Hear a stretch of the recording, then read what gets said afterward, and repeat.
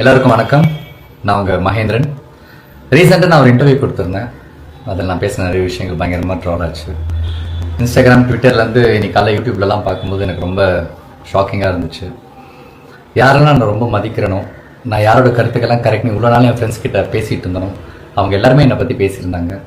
அவங்க ஒரு செகண்ட் நினச்சிருந்தா மகேந்திரன் இதை சொல்ல வரல, இதை தான் சொல்ல வந்திருந்தாரு அவங்க சொல்லியிருக்கலாம். பட் அவங்க சொல்லலை. It's okay. இது நான் தானே பேசுகிறேன் சார், சின்ன கிளாரிஃபிகேஷன் வீடியோ கொடுத்துடலாம். அண்ட் என்னோட மக்களுக்கு நான் என்ன சொல்ல வந்தேன்றதை கரெக்டாக சொல்லிடலாம் அப்படின்றதுக்காக. கேள்வி கேட்டால் கரெக்டாக வந்துருமான்னு நான் கேட்டேன். நான் யாரை பார்த்து கேட்டேன் அப்படின்னா, மின்சாரத்தை வச்சு அரசியல் பண்ணுவாங்கல்ல, மக்களுடைய ஃபீலிங்ஸை வச்சு அரசியல் பண்ணுறவங்க, அண்ட் கடைசி வரைக்கும் கேள்வியை மட்டுமே கேட்டுட்டு இருப்பாங்களே, அவங்கள தான் நான் கேட்டேன். அது வெகு சில பேர் இருப்பாங்க, அவங்கள தான் கேட்டேன். நீங்கள் கேள்வி கேட்டால் கரெக்ட் வந்துருமான்ட்டு. அதுக்கப்புறம் 6 மாதம் டைம் கொடுங்க, நீங்கள் கேள்வியை கேட்காதீங்கன்னு நான் ஏன் சொன்னேன் அப்படின்னா, அண்ணா ஆட்சிக்கு வரும்போது எனக்கு ஒரு 6 மாதம் கால அவகாசம் கொடுங்க, நான் கண்டிப்பாக எல்லாத்தையும் கரெக்டாக செட் பண்ணி உங்களுக்கு ஒரு நல்ல ஆட்சியை நான் கொடுப்பேன் அப்படின்னு அவர் சொன்னார். அவர் மேலே இருக்கிற நம்பிக்கையில், அன்பில், ஸோ அவரே கேட்டிருக்காரு, நம்மளும் கேட்போன்ற ஒரே சென்ஸில் தான் நான் சொன்னேன். அவர் 6 மாதம் டைம் கொடுங்க, கேள்வி மட்டுமே கேட்காதீங்கன்னு. அதுவும் வெகு சில பேர், பொதுமக்கள் கிடையாது.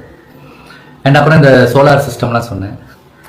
எஸ், அது என்னுடைய தப்பு தான், அது என்னோடய வார்த்தை பிழை தான். நான் ஒன்றும் பயங்கரமான ஸ்டூடெண்ட்லாம் கிடையாது. நான் ரொம்ப கஷ்டப்பட்டு 10th முடிச்சுட்டு அப்புறம் 12th போய் 11th 12th ஐயோப்பா படிக்க முடியாமல் நடுவிலே ஓடி வந்துட்டேன். ஸோ ரொம்ப சாதாரண ஒரு ஆவரேஜ் ஸ்டூடெண்ட் தான்.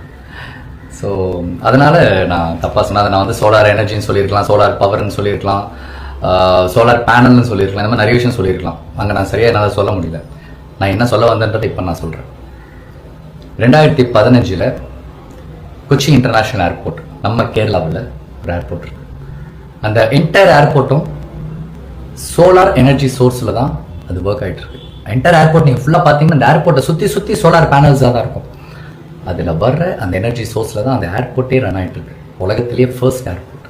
நான் அதை பார்த்துருக்கேன். நான் இப்போ நினச்சிருக்கேன், ஏன் நம்ம தமிழ்நாட்டில் இந்த மாதிரிலாம் இல்லை, நம்ம கிராமத்தில் எவ்வளோ மக்கள் கஷ்டப்பட்டுக்கிட்டு இருக்காங்களே, அங்கே ஒரு கவர்மெண்ட் செஞ்சுதே, இந்த நம்ம ஊரில் கவர்மெண்ட்டே செய்யலையா அப்படின்னு நான் நினச்சேன். அப்புறம் பார்த்தா 2011 அன்னைக்கு சிஎம்மாக இருந்த ஜெயலலிதா அம்மா அவங்களோட வீட்டு மனை திட்டத்தில் வீட்டுக்கு மேலே சோலார் பேனல்லாம் வச்சு செட் பண்ணி ஒரு டெக்னாலஜி இன்ட்ரடியூஸ் பண்ணியிருக்காங்க. ஏன் பண்ணாங்க? மக்கள் கரண்ட் இல்லாத நேரத்தில் கஷ்டப்படக்கூடாது, அவங்களுக்கு இந்த ஃப்ரீ சோர்ஸ், இந்த ஃப்ரீ எனர்ஜிலேருந்து எலக்ட்ரிசிட்டி வந்துட்டு ப்ரொடியூஸ் ஆகும், இதில் மக்கள் ஓரளவுக்கு பயனடைவாங்கன்ற ஒரு டெக்னாலஜி. அன்றைக்கி நம்ம அதை ஃபாலோ பண்ணி தான் இன்றைக்கி இந்த 2026 நம்ம டெக்னாலஜி நல்லாவே நம்ம அதை புரிஞ்சிருப்போம். அதெல்லாம் நம்ம மிஸ் பண்ணிட்டோம். இதெல்லாம் தான் நான் சொல்ல வந்தேன். அப்புறம் சொன்னேன், என் வீட்டிலேருந்து கரண்ட் எடுத்துக்கணும். எப்படி என் வீட்டிலேருந்து கரண்ட் எடுத்துப்பாங்க? என் வீட்லேயும் கரண்ட் எடுத்தாலும் எடுத்துக்கோங்க, நான் இப்படியே இருக்கேன், கஷ்டப்படுறேன், இந்த மக்களாக கஷ்டப்படுறேன்னு தான் நான் சொல்ல வந்தேன். இந்த மாதிரி நிறைய விஷயங்கள் பயங்கரமாக தப்பாக கன்வே ஆகிடுச்சு. அதுக்கப்புறம் சொன்னாங்க, மகேந்திரனுக்கு பயங்கர திமிருங்க, அவன் வந்து சின்ன வயசுலேருந்தே பயங்கர திமிரு, ஒரு டேரக்டர் மாதிரி கால் மேலே கால் போட்டு இன்னும் சீனிப்பெல்லாம் கேட்டான். அப்படிப்பட்ட ஒரு சம்பவம் நடக்கவே இல்லை. என்னை பற்றி பேசினான்னா நான் ஃபோன் பண்ணி கேட்டேன், என்னன்னா என் பேரெல்லாம் சொல்லிடுங்க, எப்போ நான் நடந்துச்சு அப்படின்ட்டு. அப்போ சொன்னால், இல்லை மகேந்திரா, உன்னை எனக்கு சின்ன வயசுலேருந்தே தெரியும், நான் சும்மா இதை விளையாட்டுத்தனமாக பேசி சும்மா ஒரு ஃபன்னுக்கு அப்படி பேசிட்டேன் அப்படின்னு. சரி, நான் பரவாயில்ல, நான் விட்டுட்டு 2 வருஷம் ஆச்சு. இன்றைக்கி நீங்கள் அதையும் கிளறிட்டு இருக்கீங்க. மகேந்திரன் திமிரு, ஆட்டிடியூட், அவன் யாருமே மதிக்க மாட்டான். அண்ட் இன்னொரு அலிகேஷன் இருக்குது, இந்த கஷ்டத்தெல்லாம் பார்த்து மகேந்திரன் மக்களோட கஷ்டத்தை பார்த்து சிரிக்கிறேன், ஏராளமாக பேசுகிறேன்ட்டு. ப்ளீஸ் எனக்கு அந்த மாதிரி பட்டத்தெல்லாம் கொடுத்துறாதீங்க. இன்றைக்கி நான் ஒரு வேளை சோறு சாப்பிட்றேன், அதுக்கு காரணமே இந்த மக்கள் தான். இவ்வளோ முக்கியமான இந்த மக்களை நான் எப்படிலாம் இருப்பேன்? என் கூட வேலை பார்த்தவங்க, என் கூட பழகினவங்களுக்கு தெரியும் நான் இந்த மக்களை எவ்வளோ விரும்புகிறேன், அவங்களை எவ்வளோ நேசிக்கிறேன் அப்படின்ட்டு.